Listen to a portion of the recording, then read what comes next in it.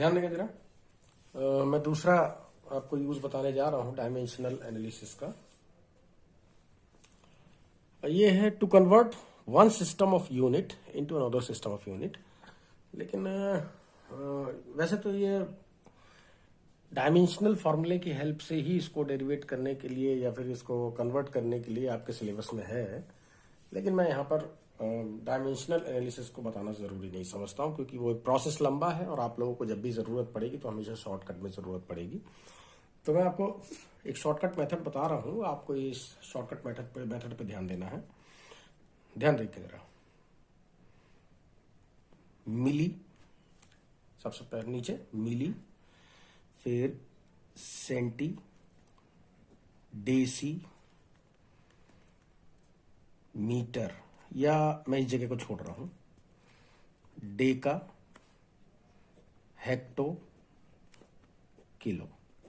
ठीक है, इस चीज को हमेशा ध्यान रखिएगा। ये क्या लिखा हुआ है देखिए, अगर आप लेंथ को नाप रहे हैं तो यहां पर आप मीटर लिख लीजिए, जो डैश लिखा हुआ है।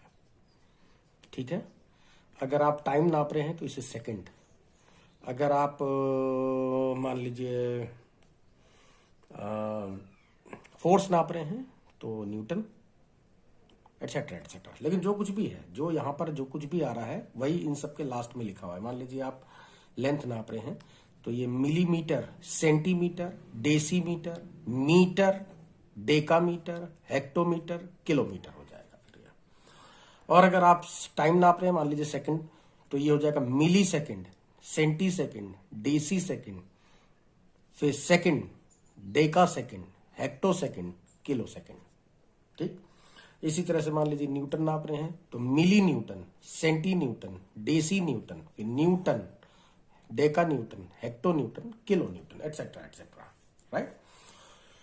अब यहां पर जो ध्यान देना है आपको, नीचे से ऊपर की तरफ अगर आप जा रहे हो तो या तो आप नीचे से ऊपर की तरफ जा रहे हो या ऊपर से नीचे की तरफ जा रहे हो, ये दो बातें हो सकती हैं। ठीक है, तो जैसे कि मान लीजिए मैंने कहा कि 1 किलोमीटर में कितने मीटर होते हैं, मैंने यही कहा कि 1 किलोमीटर में कितने मीटर होते हैं। मैंने मतलब एक सिस्टम ऑफ यूनिट में हम उसे किलोमीटर में नाप रहे हैं और दूसरे में उसे हम मीटर में नाप रहे हैं। राइट, तो 1 किलोमीटर इज इक्वल टू कितने मीटर के होता है ये। ठीक है, तो अब जरा ध्यान देंगे। किलोमीटर का मतलब, अब ऊपर से, अब देखो जरा, किलो को मीटर में कन्वर्ट करना है, इसका मतलब ऊपर से नीचे की तरफ आपको आना है। तो गिनना शुरू करो यहां से, ध्यान से देखेंगे। इकाई, दहाई, सैकड़ा, हजार, मीटर तक यहां आ गए। Kilometre, hectometre, decametre, metre.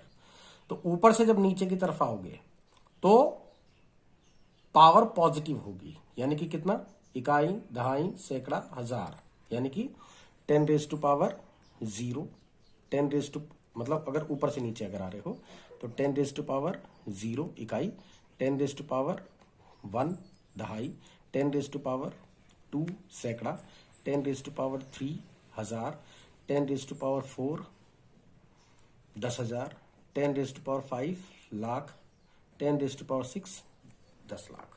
इकाई, दहाई, सैकड़ा, हजार, 10,000, लाख, 10 लाख। ठीक, तो इस तरह से अगर आपको इसको कन्वर्ट अगर ऐसे करना है तो अगर ऊपर से नीचे की तरफ आ रहे हो तो पावर आपको पॉजिटिव लेनी है। तो देखो जरा ध्यान से ना, यानी कि 1 किलोमीटर इज इक्वल टू हो जाएगा, कितना गिना हमने, इकाई, दहाई, सैकड़ा, हजार, दैट इज 10⁻3, 10⁻3 मीटर। हो गया सॉल्व। बात समझ में आ गई। यही काम अगर आप उल्टा करते, मतलब अगर मान लीजिए मैंने क्वेश्चन कहा था कि 1 मीटर में कितने किलोमीटर बनेंगे, मान लीजिए मैंने ये कहा होता, तो मीटर से किलोमीटर ऊपर की तरफ जाओगे, तो जब आप ऐसे गिनोगे, नीचे से ऊपर की तरफ जब आप गिनोगे तो वही पावर, सेम पावर होंगी, लेकिन वो नेगेटिव हो जाएंगी। तो देखो, अगर नीचे से ऊपर अगर मैं जा रहा हूं, यहां से यहां जा रहा हूं मैं, मीटर से किलोमीटर तक, राइट, तो ये 10⁻0, राइट, फिर ये 10⁻, ये डेका वाला, -1, 10⁻-2, 10⁻-3 हो जाएगा फिर ये, राइट। तो 1 मीटर इज इक्वल टू हो जाएगा किसके, गिनना शुरू करो, इकाई, दहाई, सैकड़ा, हजार, यानी कि 1 अपॉन, अब की बार वही चीज 1 अपॉन में, 1 अपॉन 10 मतलब 1000 किलोमीटर। ठीक है, या आप इसको लिख सकते हो 1 metre is equal to 10⁻³ kilometre. बात समझ में आ गई होगी मेरे ख्याल से। तो इस तरह से आप लोगों को किसी भी यूनिट को किसी दूसरी यूनिट में आप लोगों को कन्वर्ट करना है। ये फास्ट मेथड है, ये आप अपने उंगलियों पर ज्ञान याद रख सकते हो, बशर्ते कि आपको ये चीज याद हो, milli, centi, deci, metre, deca, hecto, kilometre.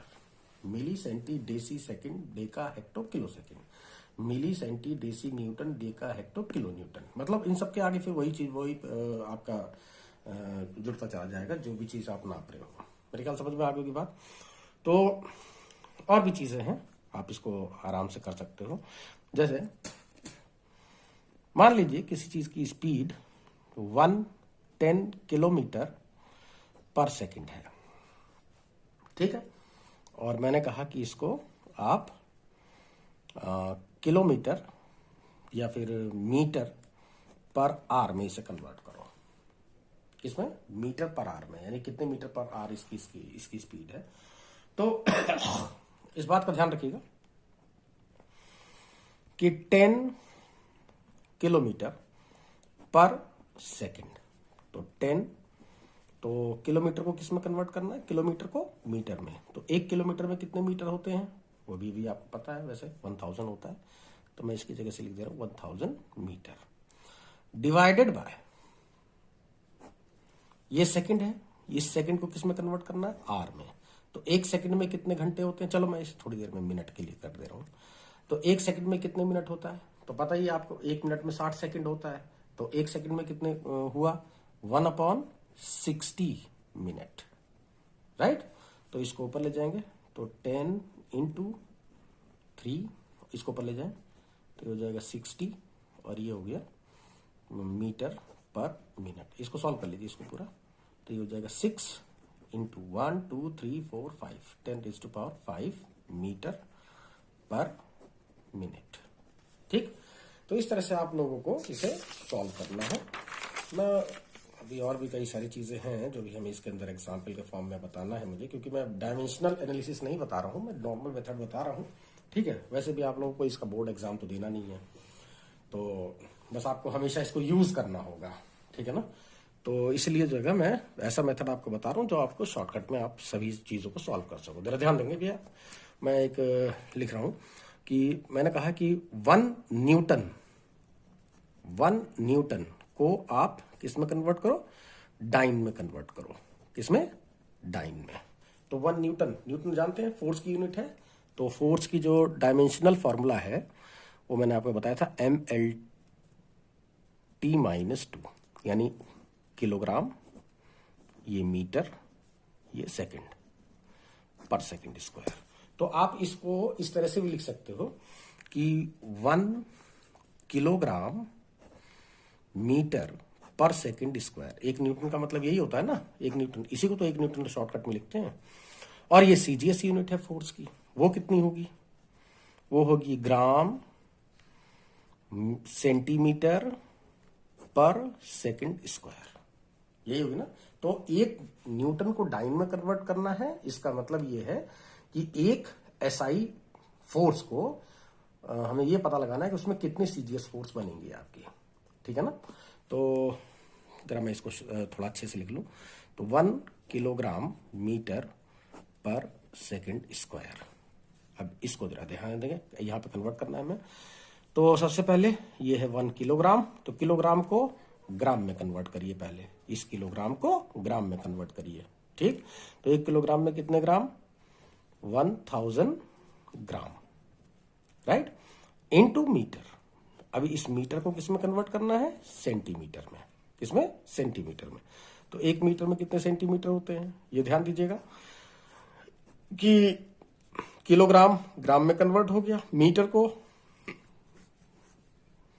Centimetre में, तो कितना हो जाएगा 100 सेंटीमीटर। अगर आपको नहीं याद आ रहा है तो पीछे मैंने टेबल बना रखा है, आप उसे कन्वर्ट कर सकते हैं इसे। और divided by time second square, यहां पर भी सेकंड स्क्वायर है तो इसको कोई चेंज नहीं करना, ये ऐसे कैसे रहेगा। ठीक है, अब मेरे ख्याल सॉल्व कर लेंगे आप। तो 10 रेज टू पावर 1 2 3 4 5, तो 10 raise to power 5 gram centimetre per second square, या फिर शॉर्टकट में लिखें तो 1 न्यूटन जो आएगा वो 10 raise to power 5 gram dyne के इक्वल आ जाएगा। Is that clear? इसी तरह से मान लीजिए मैंने कहा कि 5 जूल को कन्वर्ट करो अर्ज में। किसमें? अर्ज में कन्वर्ट करना है, राइट? तो जूल वर्क की यूनिट है या एनर्जी की यूनिट है, ठीक है, और ये भी एनर्जी की ही यूनिट है, लेकिन ये एसआई सिस्टम में है और ये सीजीएस सिस्टम में है, ठीक है ना। तो सिस्टम इंटरनेशनल में जूल का जो डायमेंशनल फॉर्मूला है वो आपका ML2T-2, या फिर अगर आप वैसे करना चाहते हो तो फोर्स इंटू डिस्प्लेसमेंट से भी निकाल सकते हो, लेकिन यहाँ पे चलो हमें पूरा ओपन करके लिए मतलब मीटर यानी कि जो फंडामेंटल यूनिट्स है उसके टर्म में हमें लिखना है, तो इसलिए मैंने डायमेंशनल फॉर्मूला पहले लिख दिया इसका। आपको याद ही होगा, नहीं याद है तो याद कर लेना, क्योंकि याद करना बहुत जरूरी है इसको, ठीक है ना। अब जरा ध्यान देंगे, तो जूल का मतलब हो गया, ये ध्यान देंगे, किलोग्राम, ये हो गया मीटर स्क्वायर, ये हो गया सेकेंड रेज टू पावर -2, या फिर आप इसको पर सेकेंड स्क्वायर भी लिख सकते हो, ठीक है। तो 5 जूल, तो 5 जूल का मतलब हो गया 5 किलोग्राम मीटर स्क्वायर पर सेकेंड स्क्वायर, ठीक है ना। इसको आपको कन्वर्ट करना है सीजीएस में, यानी कि सीजीएस में इसकी यूनिट आएगी मास, किस में नापेंगे? ग्राम में। लेंथ किस में नापेंगे? सेंटीमीटर में।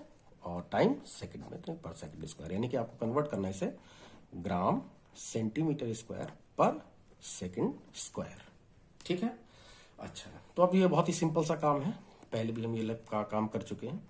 तो 5 केजी, ये केजी है ना, इस केजी को किस में कन्वर्ट करना है? ग्राम में, तो कन्वर्ट करो। तो 5 kg metre square per second square is equal to हो जाएगा 5 इंटू, बताएं 1 केजी में कितने कितने ग्राम? किलोग्राम को ग्राम में कन्वर्ट करिए, 1000 ग्राम, ठीक हो गया। मीटर को, इस मीटर को सेंटीमीटर में कन्वर्ट करिए, ठीक है। तो ये हो गया 100 सेंटीमीटर, और चूंकि आपने इसका स्क्वायर कर रखा है तो यहां पर भी आपको स्क्वायर ही करना पड़ेगा, ठीक है। ध्यान दीजिएगा, ये हो गया 1 किलोग्राम, ये हो गया 1 मीटर, ये हो गया 1 सेकंड का स्क्वायर, है ना। चलिए, डिवाइडेड बाय सेकंड, अब टाइम तो खैर सेकंड में, ये दोनों जगह, इसको तो चेंज ही नहीं करना है आपको, सेकंड स्क्वायर। चलिए, काम खत्म हो गया। तो ये हो गया 5 इंटू 1000 इंटू, ये हो जाएगा स्क्वायर करेंगे 10,000 हो जाएगा ये, ठीक है, डिवाइडेड बाय 1, तो हो गया 5, ये 1 2 3 4 5 6 7, तो कितना है 5 इंटू 10 रेज टू पावर 7 क्या? ग्राम सेंटीमीटर स्क्वायर पर सेकेंड। यहां ध्यान दीजिए, ग्राम सेंटीमीटर स्क्वायर पर second square, gram centimetre square पर सेकेंड स्क्वायर, या इसी को आप इसको शॉर्टकट में 5 इंटू 10 रेज टू पावर 7 अर्ज भी लिख सकते हो आप इसे। मेरे ख्याल समझ में आ गई होगी बात। तो इस तरह से आप लोगों को यूनिट को एक उससे दूसरे उसमें कन्वर्ट करना है। तो मैं यहाँ पर आप लोगों को कुछ क्वेश्चन दे रहा हूँ, तो आप इसे सॉल्व करके मुझे अभी दे देना। तो ये आपके पास कुछ क्वेश्चन हैं, इसका आप स्क्रीनशॉट लेके आराम से इसे सॉल्व करके और फिर मुझे इसे भेज देना इसको, ठीक है। व्हाट्सएप नंबर तो मेरा पता ही है आप लोगों को, ठीक है। तो मैं आगे बढ़ रहा हूँ। थर्ड जो इसका यूज है मैं उसे समझाने जा रहा हूँ आपको। इसको करने के लिए मैंने आप लोगों को साइमल्टेनियस इक्वेशन सॉल्व करना इससे पहले वाले लेक्चर में ही मैंने बता दिया है आपको, ठीक है। तो अब आप लोगों को कोई दिक्कत नहीं आएगी, इसलिए साइमल्टेनियस इक्वेशन अगर आप लोगों को सॉल्व करना आता है तो काफी काम आपका हो जाएगा सही। तो ध्यान देंगे जरा। थर्ड है, थर्ड जो इसका यूज है वो है to correct an incorrect formula, या to establish the relation among different physical quantities. ठीक है, तो सबसे पहली बात तो ये है कि अगर कोई, ये दोनों का मतलब एक ही है, या तो कोई फॉर्मूला आपका इनकरेक्ट है, जैसे कि डायमेंशनल एनालिसिस से जब हम किसी फॉर्मूले को चेक करते हैं तो कैसे चेक करते हैं, अभी मैंने जो पहला यूज आपको बताया था इससे पहले लेक्चर में, तो ये बताया था मैंने कि अगर किसी फॉर्मूले में दोनों साइड की डायमेंशन यानी लेफ्ट हैंड साइड की डायमेंशन और राइट हैंड साइड की डायमेंशन अगर इक्वल आ जा रही है तो इसका मतलब वो फॉर्मूला डायमेंशनली एकदम करेक्ट है। लेकिन अगर दोनों साइड की डायमेंशन अगर अलग अलग आ जा रही है तो इसका मतलब वो फॉर्मूला आपका क्या है, गलत है। तो अगर गलत आ गया किसी वजह से तो उसको करेक्ट कैसे करेंगे हम, with the help of dimensional analysis, ये आपको अब मैं सिखाने जा रहा हूं, तो अब जरा ध्यान दीजिएंगे। तो सबसे पहले मैं एक एग्जाम्पल ले रहा हूं आप लोगों के लिए। ये मेरे पास एक पेंडुलम है और इस पेंडुलम की लेंथ है L और इस बॉब का मास है स्मॉल m, और ये इस तरह से ऑसिलेट करने के लिए मैंने इसे छोड़ दिया है। अभी इस तरह से ऑसिलेट कर रहा है। जब ये ऑसिलेट कर रहा था तो इसका जो टाइम पीरियड है उसका जो फॉर्मूला है वो 2 पाई L/G है। तो सबसे पहले तो ये चेक करें कि ये फॉर्मूला सही है या गलत है। अगर सही है फिर तो कोई बात ही नहीं है, और अगर गलत निकल गया तो हमें इसे सही भी करना है। मेरे ख्याल समझ में आ गई बात आप लोगों के। ठीक है, तो किसी भी डायमेंशनल फॉर्मूले को कैसे हम चेक करते हैं कि वो करेक्ट है या नहीं करेक्ट है, तो इसके लिए आप लोगों को क्या करना है, दोनों साइड की डायमेंशन लिखनी है। तो dimension of left hand side, that is dimension of this time period, right. तो टाइम पीरियड की डायमेंशन सभी जानते हैं क्या होती है। टाइम पीरियड मतलब टाइम है वो, तो टाइम की डायमेंशन क्या होगी, capital T, square bracket close कर दिया है। ध्यान दीजिए, अभी तक जब तक ये इसमें मैंने स्क्वायर ब्रैकेट नहीं लगाया था, जब तक स्क्वायर ब्रैकेट नहीं लगाया था तब तक ये टाइम पीरियड का सिंबल था। लेकिन स्क्वायर ब्रैकेट में क्लोज करने के बाद अब ये टाइम का डायमेंशनल फॉर्मूला है, ना कि सिंबल। ठीक है ना, तो इसलिए मैंने आप लोगों को पहले बताया था कि स्क्वायर ब्रैकेट में क्लोज करना बहुत जरूरी होता है, अदरवाइज उसको कोई डायमेंशनल फॉर्मूला नहीं माना जाएगा वो। देखो, नहीं तो दोनों के नोटेशन सेम से ही लग रहे हैं देखने में ना। Now the dimension of right hand side is equal to किसके होगा, डायमेंशन ऑफ 2 पाई L/G। ठीक, तो ये हो गया। अब देखो जरा, ये तो कांस्टेंट टर्म है, मैंने बताया था आपको कि जो प्योर नंबर होता है उसकी कोई डायमेंशन नहीं होती है। तो रही बात L की, तो L का लिखेंगे ऊपर L, ये धागे की लेंथ है L, राइट, अपॉन G, ये ग्रेविटेशनल एक्सेलरेशन है, तो एक्सेलरेशन की डायमेंशनल फॉर्मूला आपको याद होगा, LT-2 होता है। ठीक, एक L से एक L कैंसिल हो गया।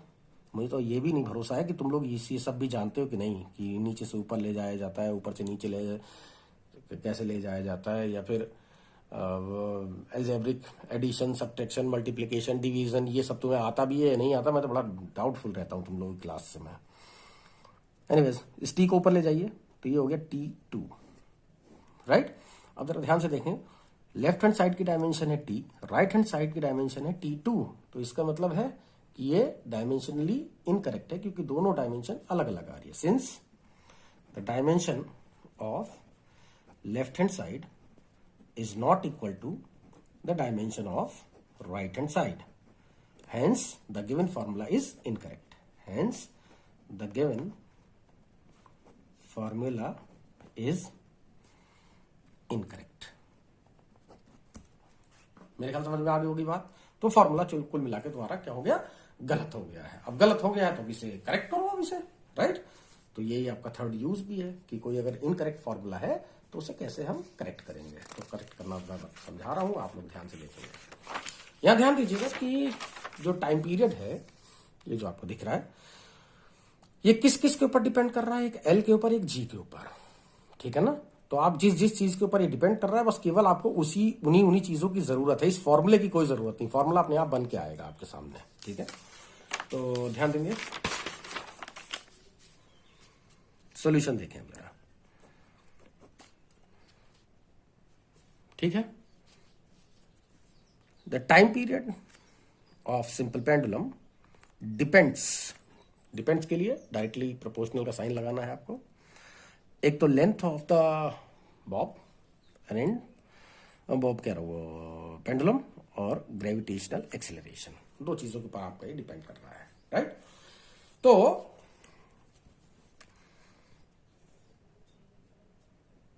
चलो मैं एक चीज और इसके अंदर ऐड कर दे रहा हूं। हो सकता है बॉब का मास कम या ज्यादा करने से इसका टाइम पीरियड चेंज हो जा रहा हो, ठीक है।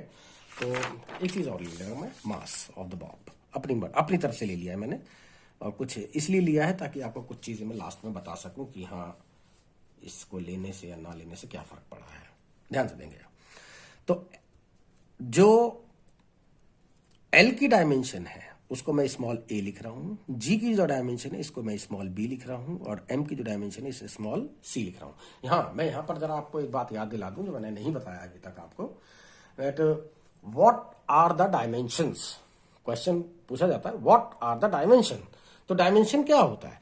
डायमेंशन का मतलब है कि किसी भी फिजिकल क्वांटिटी को रिप्रेजेंट करने के लिए आप जो फंडामेंटल क्वांटिटी है उनके ऊपर जो पावर लगाते हो, ठीक है, उसको हम डायमेंशन बोलते हैं। क्या बोलते हैं? Dimension.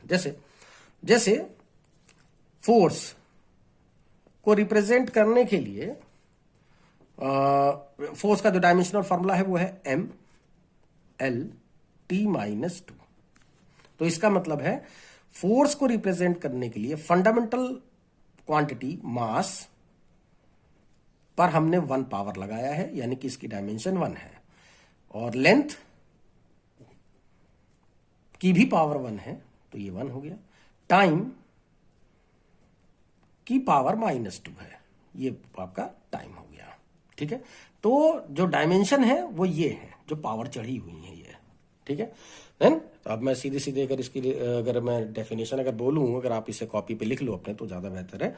The dimensions are the powers which raised to fundamental quantity to represent a physical quantity। यानी किसी फिजिकल क्वांटिटी जैसे फोर्स को रिप्रेजेंट करने के लिए फंडामेंटल क्वांटिटी के ऊपर जो हमने पावर लगाई है उसी पावर को हम बोलते हैं डायमेंशन, राइट। जैसे कि मान लीजिए वर्क है, तो वर्क का क्या होगा? वर्क का होगा ml2t-2।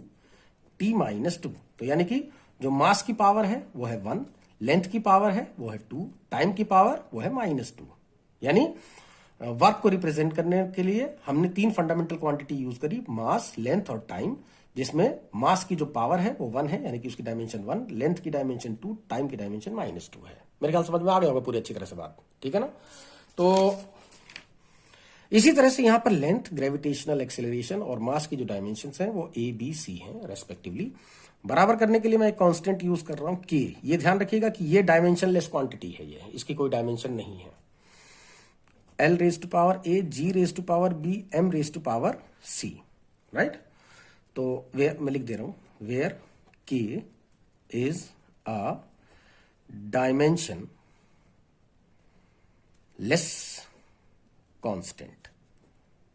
ये जरूरी है कि डायमेंशन लेस हो, ये ठीक है ना। बस इतना ही काम करना रहता है और कुछ नहीं करना है, बहुत आसान सा चीज है ये, ठीक है। तो ना right the dimensional formula on both side we get. ध्यान देंगे, ये है टाइम पीरियड। टाइम पीरियड का जो डायमेंशन है वो है टी, स्क्वायर ब्रैकेट में क्लोज कर रहे हैं हम इसको, है ना। और इसकी कोई डायमेंशन नहीं है के की, तो ये के की कोई डायमेंशन नहीं है, जैसा है पढ़े रहने दो इसको। एल ये लेंथ है, लेंथ की डायमेंशन है ए।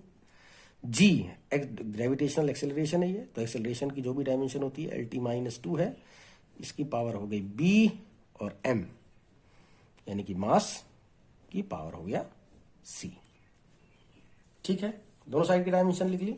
अब इधर ध्यान दीजिए, इधर पर 3 क्वांटिटी है, मास, लेंथ और टाइम, और इधर की तरफ सिर्फ टाइम है, यानी कि टाइम की पावर तो 1 है, यानी कि टाइम की डायमेंशन तो 1 हो गई, और मास और लेंथ है नहीं, तो मास की डायमेंशन 0 है और लेंथ की भी डायमेंशन 0 है। इस बात को हमेशा ध्यान रखिएगा, ये किसी की भी पावर अगर आप 0 करते हो तो उसकी वैल्यू 1 होती है, यानी कि m की पावर 0 इसका मतलब 1, l की पावर 0 इसका मतलब 1, तो 1 into 1 into T raise to power 1, ठीक है ना। चलिए अब जरा अच्छे तरीके से लिख लीजिए जरा इसको। M0 L0 T 1 लिखना हो तो लिखो, कोई जरूरी नहीं है वैसे। इधर M की पावर C आएगा, L की पावर एक यहां से आएगी A, एक यहां से आएगी प्लस B, और टाइम की जो पावर है वो आएगा -2B। ठीक। अब जो प्रिंसिपल ऑफ होमोजेनिटी है वो क्या कहती है? प्रिंसिपल ऑफ होमोजेनिटी आपसे ये कहती है कि कोई भी फॉर्मूला तभी करेक्ट होगा जब दोनों साइड की डायमेंशन सेम होंगी। यही तो कहता है ना।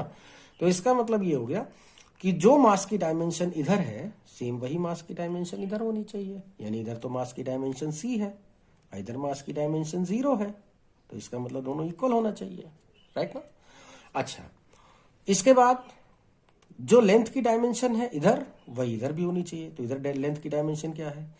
A प्लस B है, और इधर कितनी है? 0। इधर टाइम की डायमेंशन कितनी है? -2B है, और इधर कितनी है? 1 है, तो ये 1 होना चाहिए। अब 3 अननोन है A B C, और 3 इक्वेशन होनी चाहिए सॉल्व करने के लिए। तो 3 इक्वेशन बन गई, equation number 1, equation number 2, equation number 3। इन तीनों को साइमल्टेनियसली सॉल्व कर लो आराम से। तो इसमें 2 चीजें पहले से सॉल्व हैं। C की वैल्यू पहले से ही आपको पता है, B भी आपको पहले से ही पता है। B की वैल्यू हो गई आपकी -1/2, राइट। अब ये B की वैल्यू उठा के यहां पर पुट कर दोगे तो C भी पता लग जाएगा आपको। तो A plus -12 is equal to 0। इसका मतलब हो गया, इसको इधर ले जाइए तो A इज इक्वल टू आ गया +1/2। अब A की भी वैल्यू पता लग गई, B की भी वैल्यू पता लग गई, C की पता ही थी खैर पहले से ही, है ना।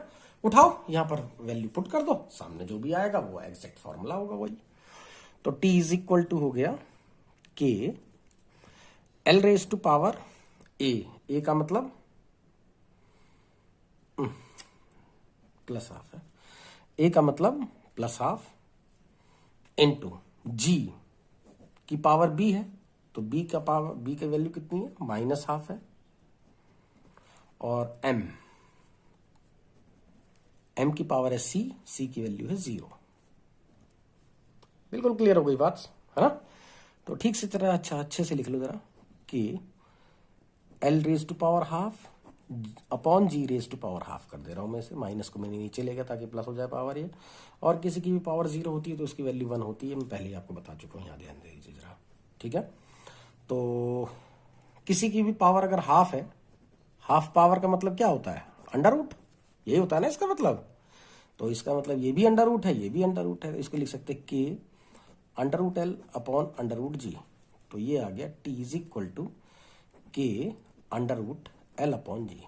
अब यहां ध्यान दीजिएगा कि डायमेंशनल एनालिसिस की 2 खामियां हैं, 2 कमियां हैं, बहुत ज्यादा बड़ी कमियां हैं, ठीक है। पहली कमी तो ये है कि डायमेंशनल एनालिसिस से फॉर्मूले के अंदर जो कांस्टेंट आ रहा है उसकी वैल्यू नहीं फाइंड हो सकती, ठीक है। तो इसके लिए या तो आपको वो कांस्टेंट वैल्यू याद हो, या फिर आप लेबोरेटरी में जाके उसको डेरिवेट करो, या किसी कॉपी पे डेरिवेट करो, जो कुछ भी करो, लेकिन कांस्टेंट की वैल्यू नहीं बताता है ये। लेकिन यहां पर इत्तेफाक से चूंकि क्वेश्चन आपको शुरुआत में दिया गया था, तो आपको पहले से ही पता है ये जो कांस्टेंट है वो एक्चुअली 2π है, ठीक है। तो 2π है तो 2π लिख लो। तो T इज इक्वल टू हो गया 2π √L upon G। This is the correct formula. हाँ, तो मैं क्या कह रहा था? मैं ये कह रहा था कि डायमेंशनल एनालिसिस में की जो कमियां हैं, वो पहली कमी तो यही है कि इसमें कांस्टेंट की वैल्यू कितनी होती है ये नहीं पता लगा सकते हो आप, ठीक है। दूसरी बात, अगर किसी फॉर्मूले में किसी कांस्टेंट के अलावा कोई ट्रिग्नोमेट्रिकल रेशो जैसे sine theta, cos theta etcetera, कोई एक्सपोनेंशियल टर्म, कोई लॉगरिथमिक टर्म, कोई और अदर कांस्टेंट अगर कोई आ रहा है, ठीक है, तो वो टर्म आपकी डायमेंशनल एनालिसिस की हेल्प से अराइज नहीं होगी, उसको आप निकाल ही नहीं सकते हो। मेरे ख्याल समझ में आ गई बात। तीसरी कमी यह है कि अगर कोई फॉर्मूला 3 से ज्यादा, जैसे यहां पर 1, 2 और 3 से ज्यादा किसी फिजिकल क्वांटिटी के ऊपर डिपेंड कर जाए, जैसे L, G और M के ऊपर डिपेंड कर रहा था ये, तो 3 फिजिकल क्वांटिटी थी, लेंथ, ग्रेविटेशनल एक्सेलरेशन और मास। बाई चांस अगर ये टाइम पीरियड किसी चौथे पर भी डिपेंड कर रहा होता है, मान लो थोड़ी देर के लिए, हालांकि कर नहीं रहा है, कर तो सिर्फ दो कोई पे ही रहा है ये, लेकिन अगर चार फिजिकल क्वांटिटी के बीच में अगर रिलेशन अगर आपको निकालना हो तो डायमेंशनल एनालिसिस से नहीं निकलता। मैक्सिमम 3 वेरिएबल्स होने चाहिए बस, ठीक है ना, इससे ज्यादा आप नहीं कर सकते हो। हाँ, एक खूबी भी है इसके अंदर। खूबी ये है कि बाई चांस अगर आपने कोई मिस कॉन्सेप्ट ले लिया है कि टाइम पीरियड लेंथ के ऊपर डिपेंड कर रहा है, जी के ऊपर डिपेंड कर रहा है, हो सकता है बॉब के मास के ऊपर डिपेंड कर रहा हो, भाई ज्यादा वजन लटका दो अगर इसके ऊपर, अगर इसके ऊपर ज्यादा वजन लटका दो या हल्का वजन लटका दो, हो सकता है टाइम पीरियड इसका चेंज हो जाए, आपको लग रहा हो ऐसा। तो अगर आपने गलती से कोई मिस कॉन्सेप्ट ले लिया है, ठीक है, तो वो अपने आप ही डायमेंशनल एनालिसिस में वो अपने आप ही वो क्वांटिटी रिमूव हो जाएगी। देखो जरा ध्यान से कि आपने पहले ये सोचा था कि ये शायद ये मास के ऊपर डिपेंड करेगा, करेगा ना, लेकिन फाइनली हुआ क्या, मास की डायमेंशन थी सी और सी की वैल्यू इसने शुरुआत में 0 बता दी कि नहीं नहीं इसके ऊपर कोई डिपेंड नहीं कर रहा। आप ध्यान से देखें फॉर्मूले के अंदर कहीं मास आ भी नहीं रहा है, नहीं आ रहा ना, तो इसका मतलब अगर आपसे कोई मिस कॉन्सेप्ट अगर हो भी जाए, ठीक है, तो उससे कोई ज्यादा घबराने की जरूरत नहीं। डायमेंशनल एनालिसिस उस फिजिकल क्वांटिटी को जिसके ऊपर वो नहीं डिपेंड कर रहा है वो उसको अपने आप ही रिमूव कर देगा, हटा देगा वो, ठीक है ना। तो आप लोगों को कुछ क्वेश्चन इसके सॉल्व करने हैं किताब से, और किताब आप लोगों को मैंने बता ही दिया होगा कौन सी खरीदनी है। तो आप लोग किताब से इसके न्यूमेरिकल्स वगैरह सॉल्व कर लो, फिर हम आगे बाद में बात करेंगे इसके विषय पे, ठीक है।